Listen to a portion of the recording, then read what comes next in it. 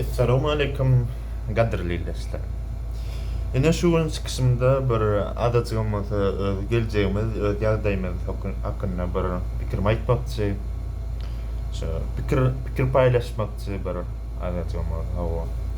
Ne şu birinciden nedir yağdayımız hakkında aytmakta ine.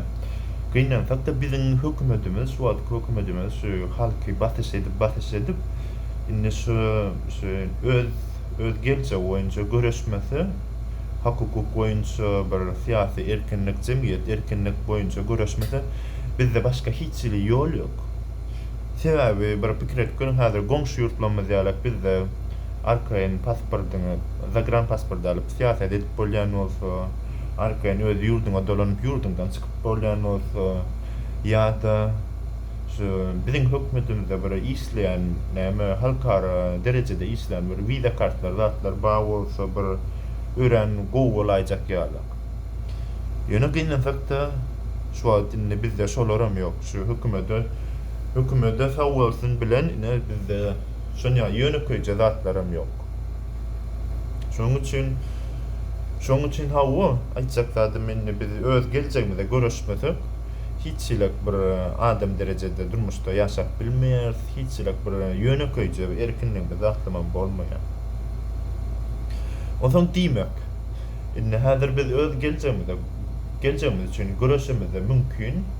Şu görüşen objektimiz, görüşen bir maksadımız, görüşen bir golumuz mümkün şu zatlar oýmalylar. Mümkün biz görüşmemiz şu Grand pasport için görüşmeliler.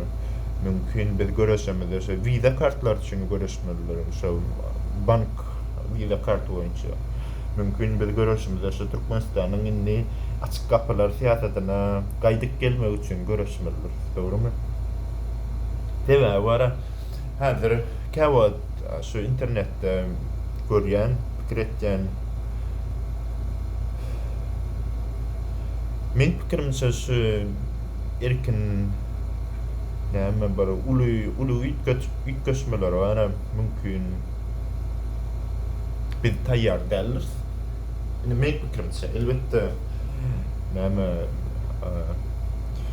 men pikirime hakikat diýip kabul etmän gerek ýok ýöne bir käwat pikir etjänler şu mümkin şu ulu üýtgeçmelere getirmek üçin kiçik üýtgeçmelerden, kiçik adımlardan başlamalylar. Mümkin biz doly erkinligimizi, azatligimizi almak üçin ilk bilen şu Grand pasport, vize kart boýunça başlamalylar. Ýöne hawa häzir o ýerden başlamalysan sana başga da sora berýär.